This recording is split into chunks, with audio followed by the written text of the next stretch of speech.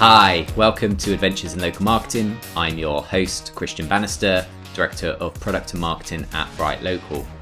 On today's episode, I'm talking with Blake Denman, who is the owner and founder of local SEO agency RickeyRoo. And we're specifically talking about what it is like to grow an agency. So Blake will be talking about his first-hand experience of what that's looked like over the years. He'll be talking about the growing pains and the bumps along the road that he's experienced as he's grown his agency, as well as what's made for real success when it comes to growth. There's a whole host of things we'll be covering, so let's jump into my conversation with Blake.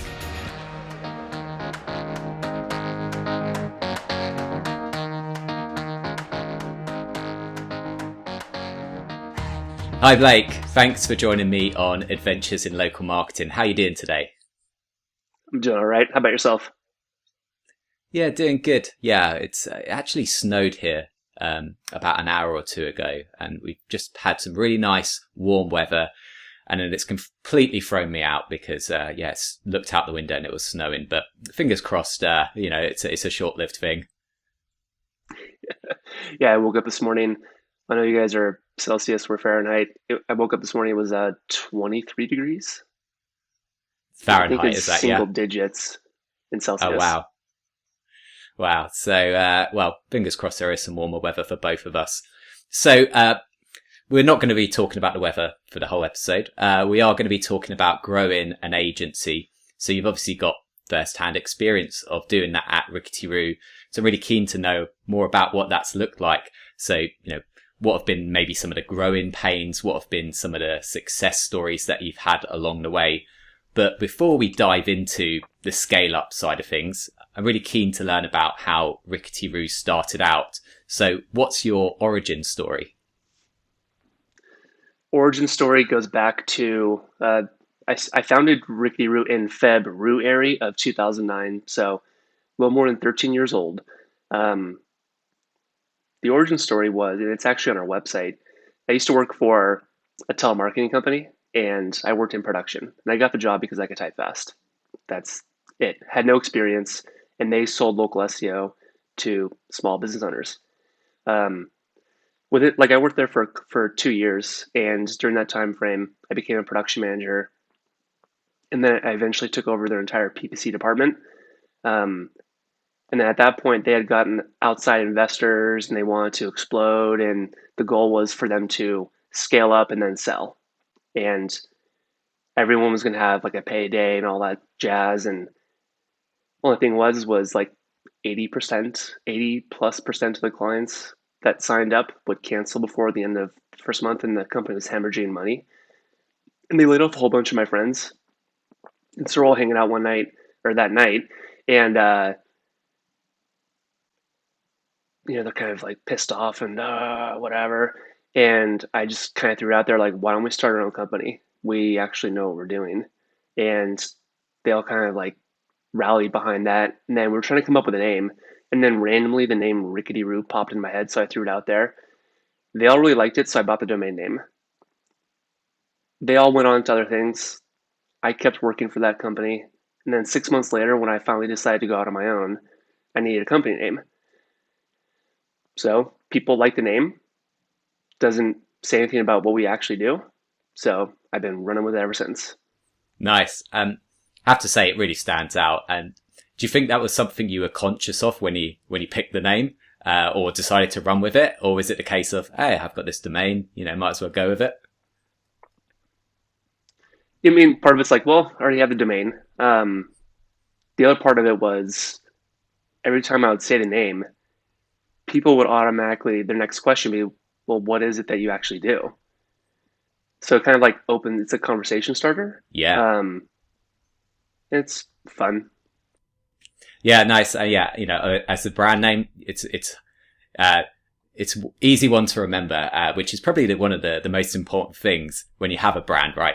Can people even remember you after you've had a conversation or after you've seen it advertised on the internet or any kind of advertising, really? So it seems that it's worked really well for you. Mm-hmm.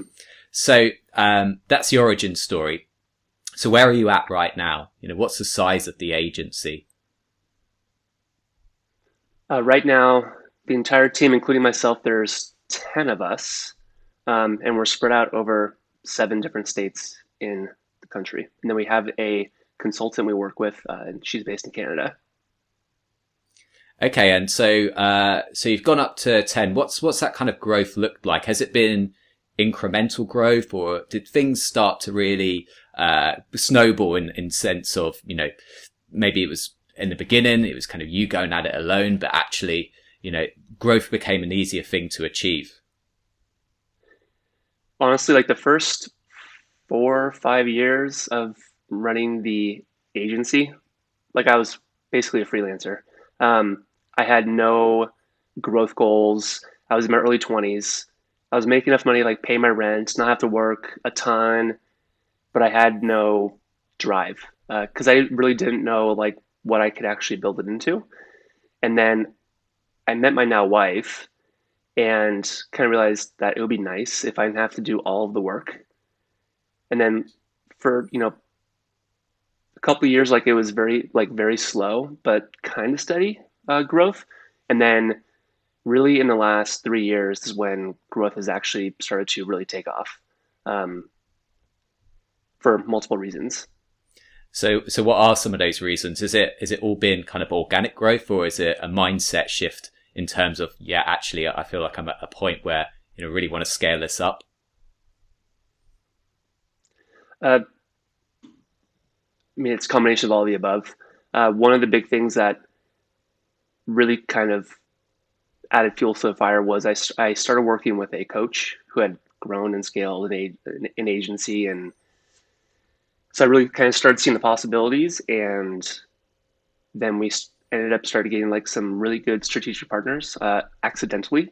Um, that's kind of like helped us on our growth rates. And it's been a wild ride for the last 3 4 years. I'll say that. Nice. And so how are you thinking about growth? How do you measure it? Is it purely from a revenue perspective, or is it about growing the client base, or number of team members? Is there anything that effectively is something that you're striving for in terms of a measurable? Yeah, I did a pro forma for this year and also a pre forma for last year with my coach, and like we have a revenue target that we has been since broken down into, okay, here's what we have to get to top line revenue wise in Q1, Q2, Q3, Q4, etc. in order to obtain that goal. Um, so growth is usually measured by top line revenue. There are other growth metrics I pay attention to, like want to make sure that the net profit uh, at for the agency is healthy.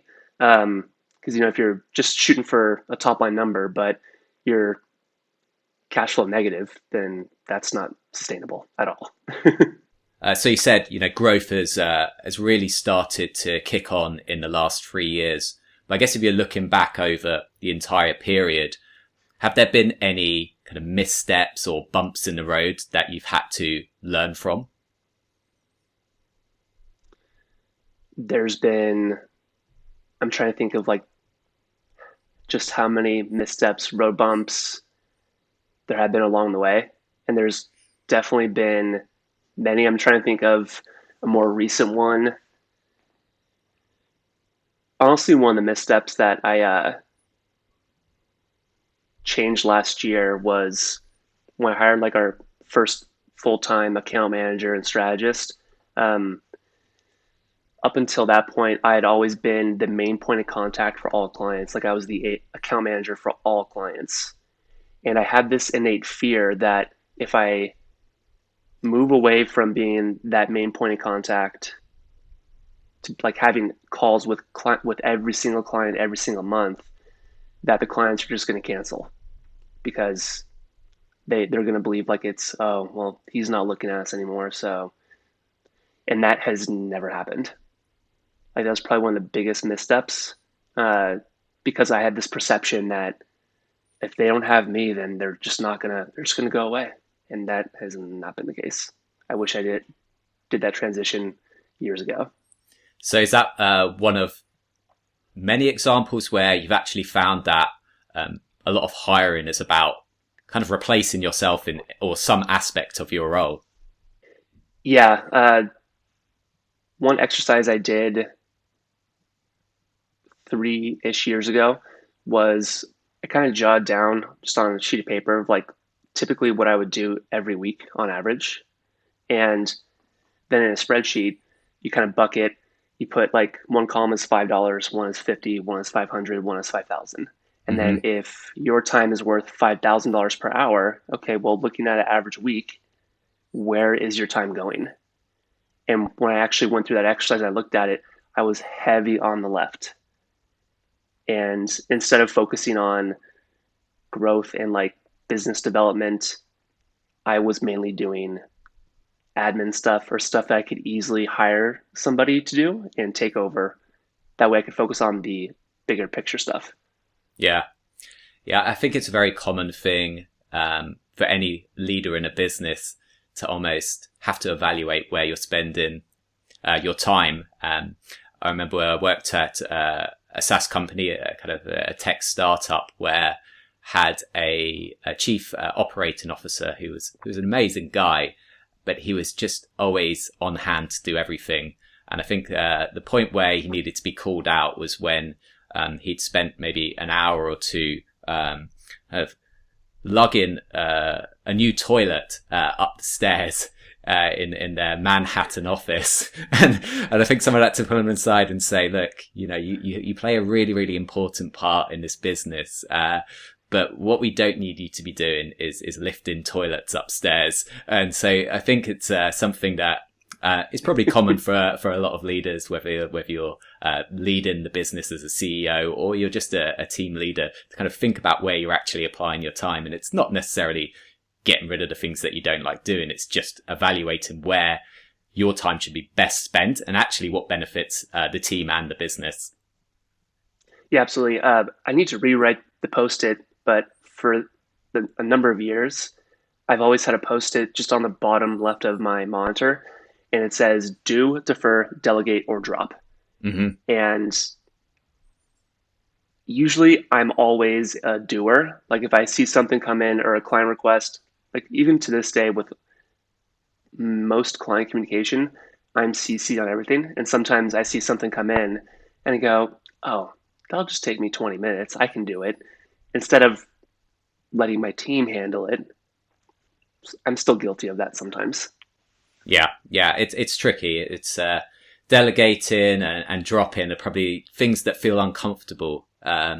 Even if, especially if it's stuff that you generally like doing as well. If you like, talking with clients, but then you have to kind of take that step back, and it can be a somewhat painful experience. But I like that idea, always there, very present, something that's always going to be in front of you whenever you're logging on to a call or responding to an email.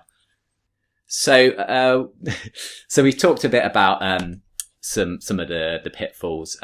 What have been some of the big successes that have driven growth for you?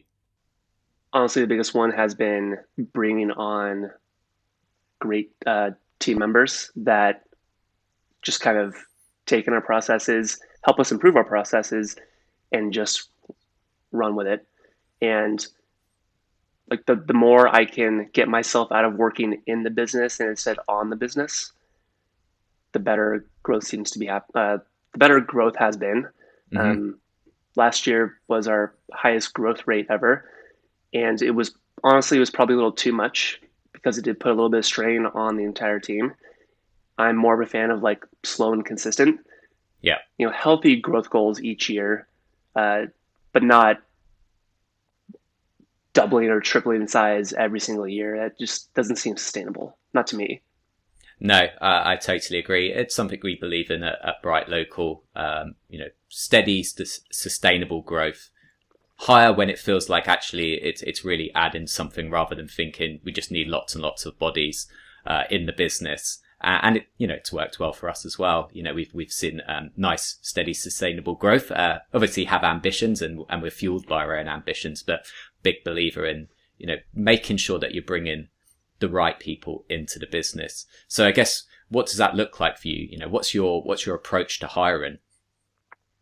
It used to be built out in Google Sheets, but I've since kind of rebuilt it inside of our task management system.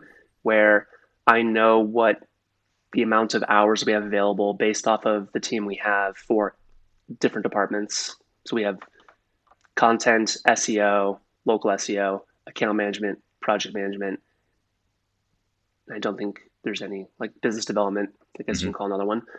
And kind of watching our time each and every month, I'm able to get utilization rates by each and every department. And if I know one of our main content people is Melissa, if I know that she's being utilized more than 85%, like even above 80%, we do have other resources internally that we can use, but I have to pay attention to utilization rates because if we go above 90 and I know like what's also kind of coming in and what we're doing for our clients, it's time to start thinking about we need to either hire somebody to help in this department or maybe allocate more time from one of our other SMEs to that department. Then what does that utilization rate look like for that department we're pulling hours from? Hmm. That's how we've been approaching hiring for the last couple of years. So going at it for a number of years, you've obviously seen great growth over the last 3 years. But along the way, has there been any kind of pivot or change of direction in terms of what the agency offers as services? Not necessarily on the services side. Mainly, it's been really honing in on a specific type of niche that we've had good success in. Hmm. And you always hear it from other agencies that maybe they only work with legal clients.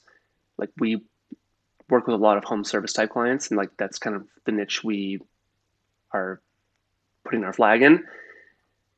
You always hear the riches are in the niches, Hmm. but then there's also this fear that shoot, well, if we put all of our marketing effort and all of our content and update our website to go after this core niche, we're not going to get any other types of clients, and that's terrifying, right? Yes. And again, that has not been the case.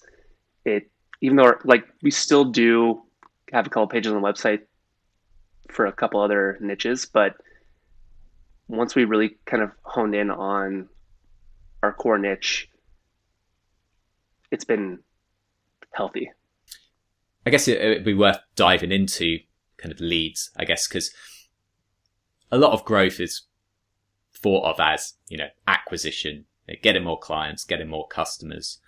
So I think it's worthwhile, looking into that. So in terms of, growing, your customer base, your client base, what have you done, I guess, to kind of help get the business out there, to help get more leads to the table? Are there things that have worked really, really well for you? The one thing I always thought, again, this was a perception of mine. This was years ago, that if I can just speak at conferences, that's the golden ticket. Once you can say I speak at conferences, then the leads just flow right in.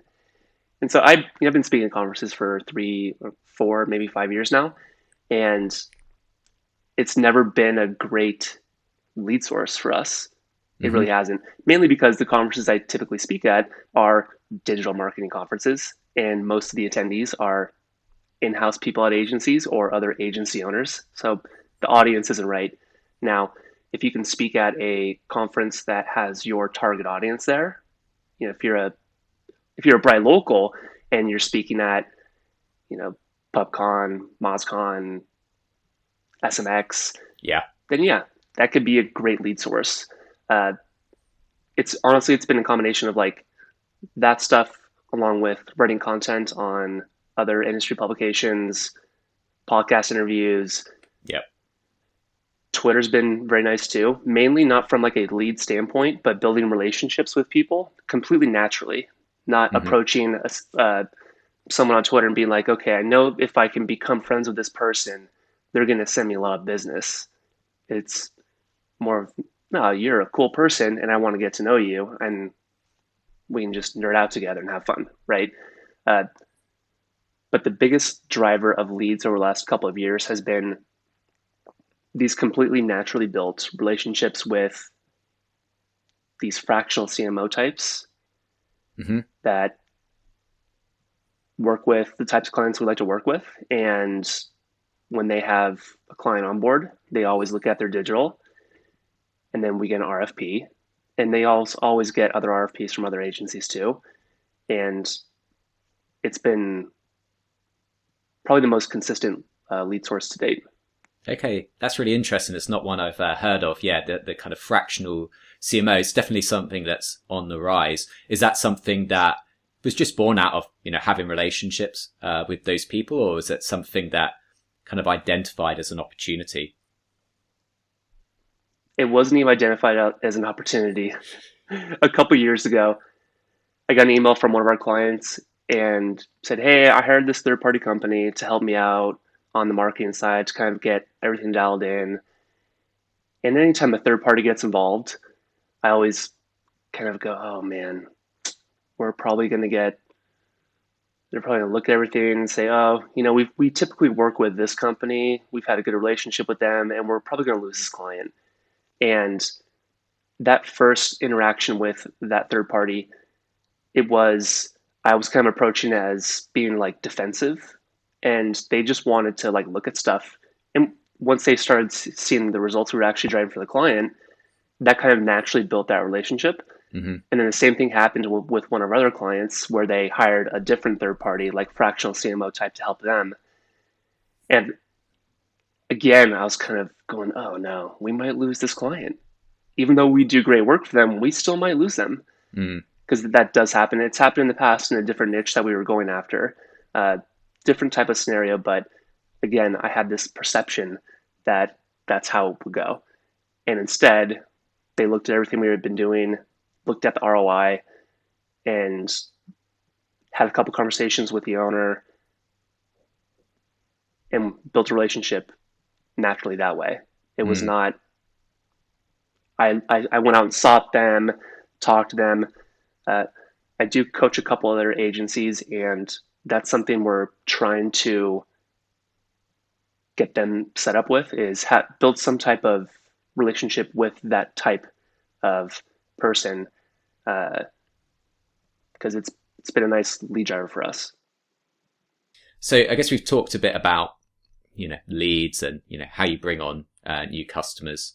And I think that's a natural thing that people want to talk about when it comes to growth. But obviously, growth can be hugely inhibited by losing clients. And it seems like your experience at the company you worked at before you set up your agency was, they're hemorrhaging clients left, right, and center. So I guess how much of that has shaped how you think about growth? How much is, really about making sure that, you're retaining your clients and even, I guess, expanding the revenue you get from your client base? Once we bring a client in, I don't want to lose them. The last client we just lost this month, actually, it's kind of sad, but the client died. He was young, completely did not see it coming.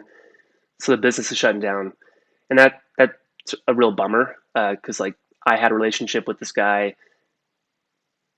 but the investors in that company decided to kind of shut it down. So it's more sad that we lost that contact and he's no longer with us.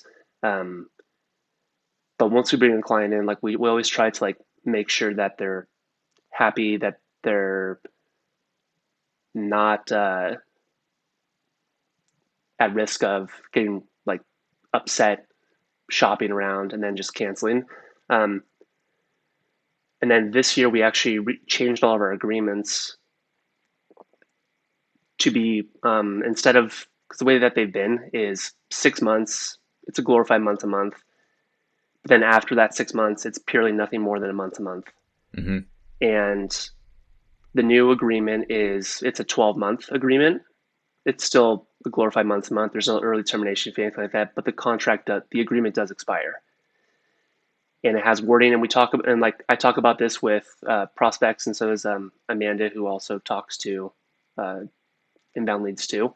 That during the like Q4 of our relationship, we kind of put together, like do an evaluation of what's happened over the last since we've been working together, build out projections for the following year, and recommend a budget, whether it's the same monthly spend with us, or maybe it goes up by 5-10%, or if the client has aggressive growth goals, the monthly retainer should probably reflect that.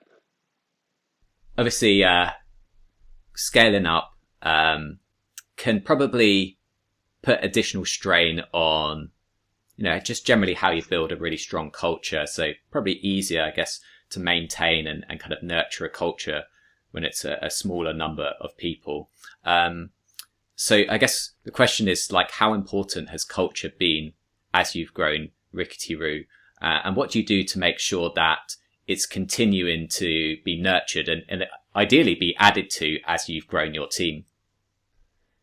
That's something I've been trying to figure out myself, because I feel like the culture in my agency is really, really good, but I didn't build that myself. It's almost like the team built the culture naturally. Um, that being said, like, the way that I feel that I've structured the way that work is here is different than most. My full-time salaried employees, they only have to log a minimum of 30 to 31 hours a week, and and they're still getting paid for 40 hours a week. Um, they get to set their own schedule too. Mm-hmm. It's not a Monday through Friday 9 to 5 thing. Since we are a remote agency, I don't care when the job when you work, as long as the work gets done in a timely fashion, right? If an SME wants to work 3 12-hour days and then take the rest of the week off, they have the complete flexibility to do that. And I thought that's what was going to be the case once I kind of shifted to this model. And that hasn't been the case sometimes, but what I've seen is more consistent is, instead of working longer hours, shorter days, it's shorter hours, more days. Mm-hmm.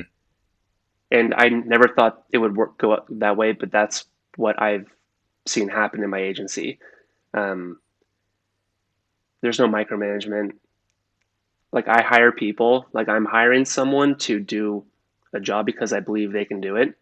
Yeah. If they have questions, I'm absolutely there for them, but I'm not a babysitter. We're all adults here. I hired you for a reason. I believe in you. Have fun. Nice. So you say you're a remote team. Is that something that has been a recent shift, or is that something that's been, baked into how you've brought new people into the business? Uh, you know, 5 6 years ago, my vision for what I wanted, I wanted the big office, and I wanted like the foosball tables and a coffee bar and like all the cool stuff, ping pong tables.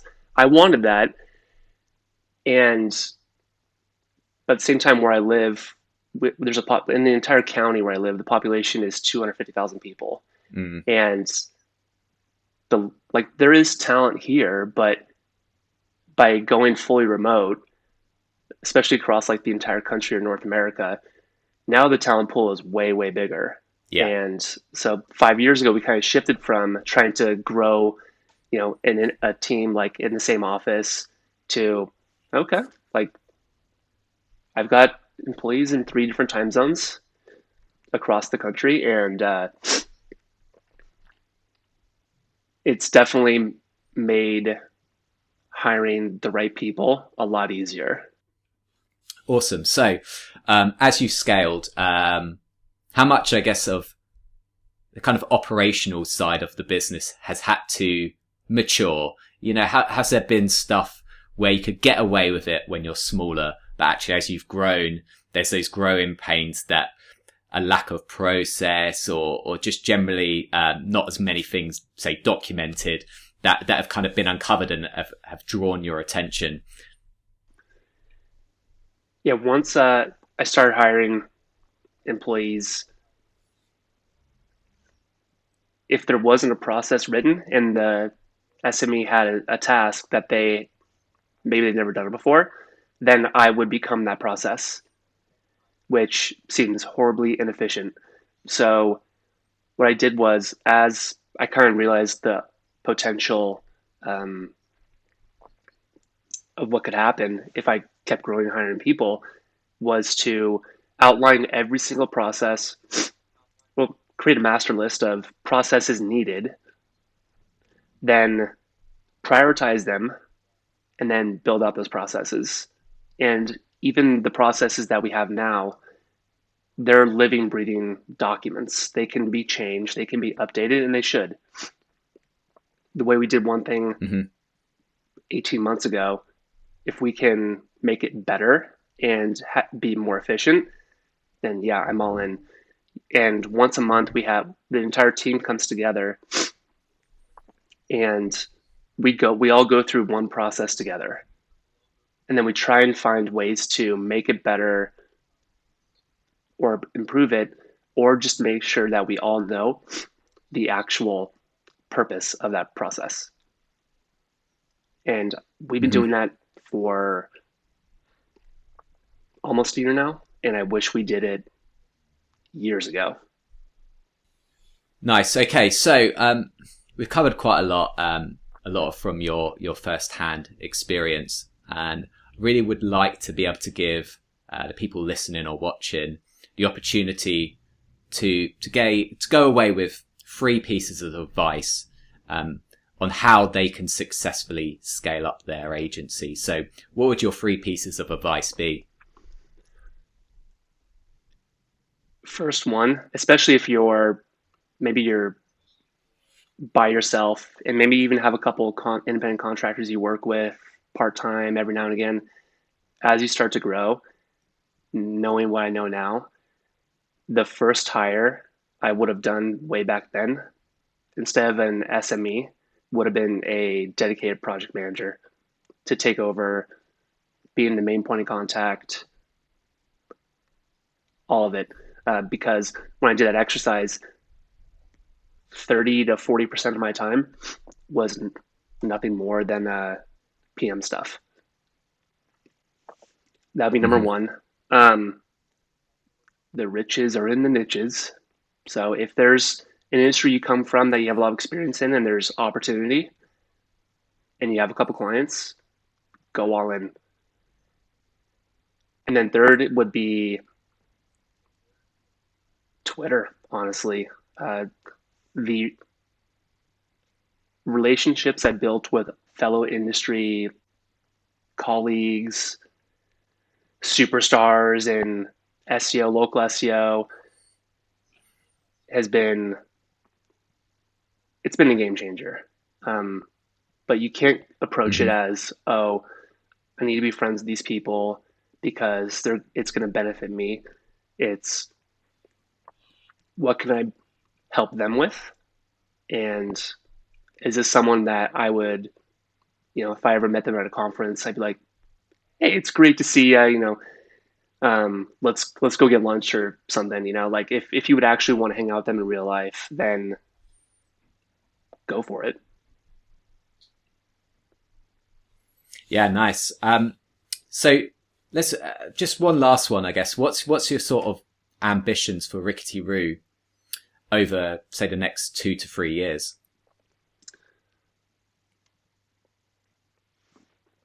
It's honestly like I might have goals that are outlined, um, but I try and keep it down to like quarterly rocks. Like, what do I have to get done, or what do we have to accomplish this quarter to hit our goal for this year? Um, every time I've tried to sit down and be like, okay, in 3 years, we should be at 10 million, and then we'll have this many team members, and this, and this, and this. That's ambitious. It's a goal, but how do you get there? So I like to keep it very more achievable, um, because I know if I keep the goals realistic, if we outpace it, that's awesome. Um, that's how I kind of look at it. Yeah, I can totally relate to that. I think, when you're asked to have like a 5-year business plan, it can feel like so intangible, right? Because you're living in the here and now, right? And naturally, when you do your work, you have one eye on the future, but it always feels like it's asking too much, I guess, of somebody who's leading the team or leading the business to try and project, 3-5 years out, when the reality of it is it's kind of incremental improvements that happen on a quarterly basis, on a monthly basis. And that's the stuff that drives growth, right? It's being really close to what's happening and looking for those opportunities. In your case, I guess, looking at, where's your time best spent, that probably makes more of a material difference to growth than simply writing a big number on a post-it and saying, this is where we need to get to. Yeah. Nice. Well, Blake, it's been great talking to you and learning from your first-hand experience. Where can people follow you? You've obviously name-checked Twitter, so where can people follow you on Twitter and find out more about RickeyRoo? Yeah, so my Twitter handle is at Blake Denman. If you want to learn more about the agency, our website is RickeyRoo.com, RickeyRoo.com. You can find me on LinkedIn, but I'm never there. Twitter, if you have questions, my DMs are open. Nice. I'll drop some links in the show notes, and I don't think anyone's going to forget RickeyRoo, so I'm sure that if they Google it, you'll probably be number one in the search results. I hope so. Yeah, exactly. It won't reflect well otherwise. Nice. Well, cheers, Blake. Have a great day, and it's brilliant talking with you. Likewise. Thanks for having me, Christian. So that's it. Thanks for joining me on Adventures in Local Marketing, and thanks again to Blake for being a really insightful guest. So there's one thing I want to quickly talk about before I go. BrightLocal Academy has just launched a new course which is hosted by Greg Gifford.